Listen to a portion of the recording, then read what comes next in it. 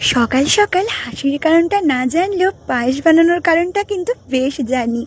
কারণ ২৬ তারিখে আমার বার্থডে সেলিব্রেট হয়নি, সেটাই কিন্তু ২৯ তারিখে হয়েছিল। আমি কিন্তু সেজেগুজে একটু ঢং করছিলাম, আরে না না, আমি তো রিলস করছিলাম। এইদিকে কিন্তু খাবারগুলো হয়ে গিয়েছিল। আমরা ততক্ষণ কিন্তু একটু ফেরির দিকে চলে গিয়েছিলাম। ওখানে কিন্তু দারুণ লোকেশন, আর ওখানে কিন্তু ভীষণ ভালো ছবি ওঠে। আর তাছাড়া আমরা বাড়িতে প্রচুর প্রচুর প্রচুর ছবি তুলেছিলাম। এই দেখো আমার বোন, তোমরা তোকে চেনোই। আর এটা হচ্ছে আমার বড়দি, যাকে তোমরা প্রথমবার দেখবে। আর এটা হলো আমার ছোদ্দি, আর বড়দি তো আছেই। আর এটা হলো আমার বড়দির মেয়ে, মানে আমার সোনামা।